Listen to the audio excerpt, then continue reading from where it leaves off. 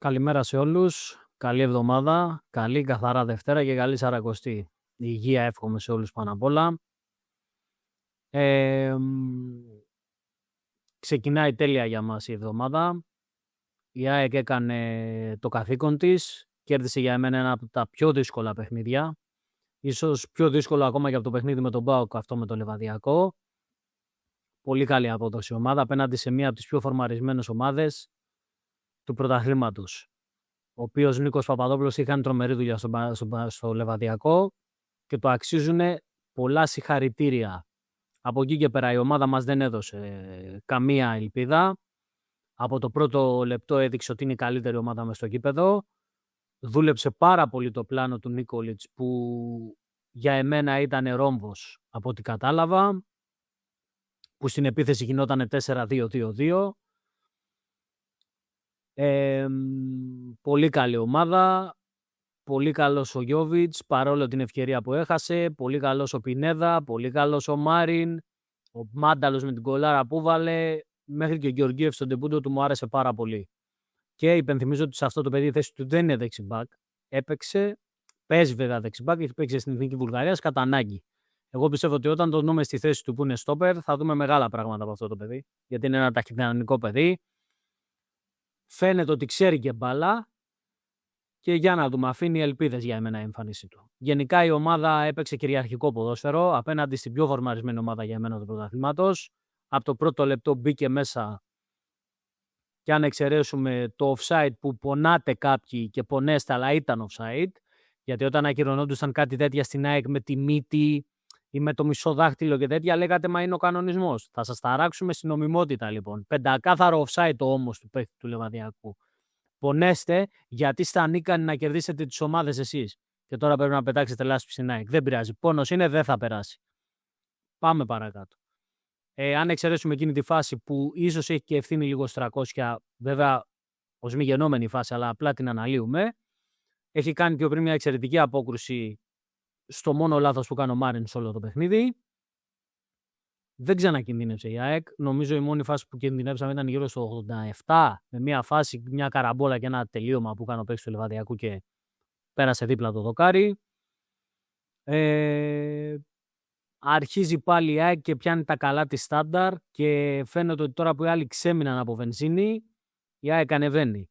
Και τώρα θα αρχίσει το κλάμα το πολύ.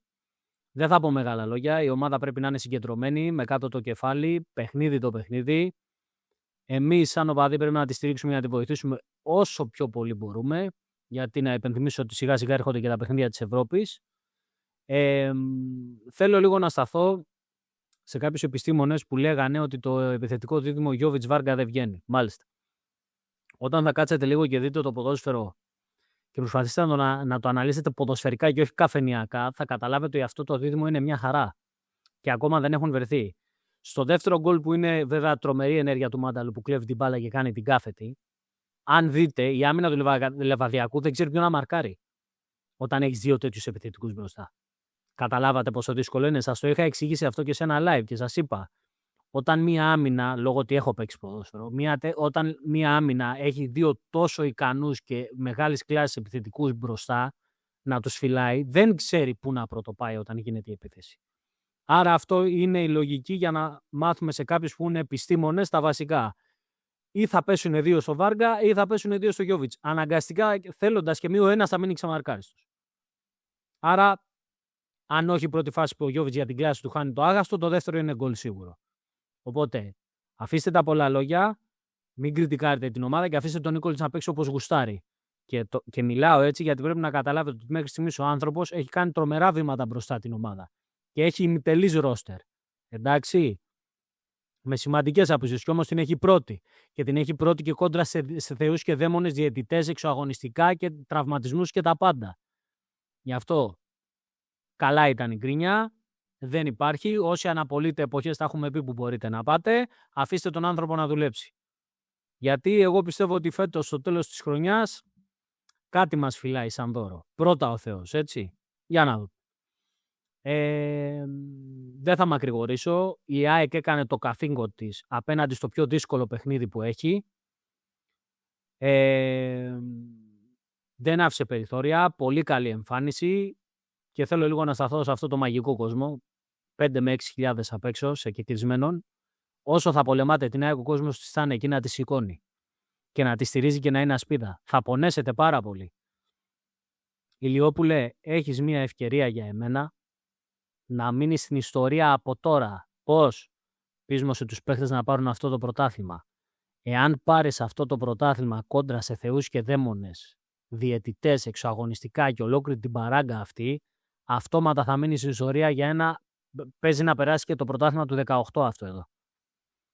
Πείσμωσε τους παίχτες, πάρ' το αυτό το πρωτάθλημα και τα υπόλοιπα άστα στον κόσμο της ΑΕΚ. Ξέρει να ευχαριστεί αυτούς που του δίνουν χαρές. Και το ξέρεις πολύ καλά. Έχεις πάρει μία γεύση. Πάρε αυτό το πρωτάθλημα και τα βλέπουμε. Για την Ευρώπη δεν θα πω κάτι. Περιμένω την κλήρωση. Εντάξει, είναι όνειρο. Το έχουμε πει. Αυτά πάνω κάτω. Με άφησε πάρα πολύ ευχαριστημένο η ομάδα. Ο κόσμος μαγικός. Άλλη μία φορά θα το πω και θα το λέω για τον κόσμο. Απ' έξω έκανε πάρτι. Πώς μπορείς να είσαι παίκτης και να ακούσεις τους οπαδούς σου, έστω και απ' έξω από το γήπεδο, να στηρίζουν τόσο πολύ και να μην τρελαίνεσαι να παίξεις για να κερδίσεις. Έτσι είναι. Επόμενη στάση Βόλος, παιδιά. Πρέπει να το γεμίσουμε και εκεί, να περάσει και από εκεί ομάδα αέρα και αφήστε τους άλλους να κοπανιούνται πλέον για να βλέπουν την πλάτη της ΑΕΚ. Συνεχίζουμε κάτω την μπάλα, μην πάρουν τα μυαλά μας αέρα. Παιχνίδι το παιχνίδι και εμείς σαν οπαδοί στήριξη και μόνο. Τίποτα άλλο. Λοιπόν, περνάμε τώρα και στα σχόλιά σας από το προηγούμενο podcast. Ο αδελφός ο Kim Pro.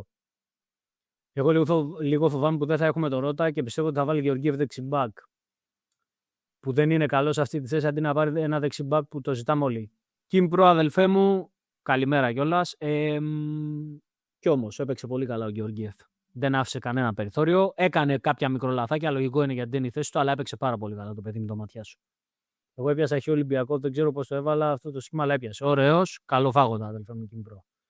Ο GS, 5 στα 5 τώρα αν θέλουμε πρωτάθλημα. Το πρώτο βήμα έγινε, αδελφέ. Και έγινε κοφαντικά. Ο Χρήστος, καλημέρα. Καλημέρα, Χρήστο. Νίκο Νίκολιτς ξέρει πως αν αυτοί οι παίκτες παίξουν μέντα σε 90 λεπτά θα σκάσουν. Συμφωνώ, αυτό μου το λες γιατί είπα ότι πετάει ημίχρονα. Όμως είδε σήμερα ότι παίξαν σε αυτή την ένταση από το πρώτο λεπτό και δεν άφησαν κανένα περιθώριο και μια χαρά ανταποκρίθηκαν. Όλυμπος. Απόλυτη ταύτιση, καλημέρα κιόλας αδελφέ Ολυμπία. Απόλυτη ταύτιση απόψεων αδελφέ μου Νίκο. Επίσης, όχι μόνο γάφ αλλά και μπακ καλύτερα. Δεν ξέρω την άποψή σου, αλλά βγες στο Φιλαδέλφια Ράδιο.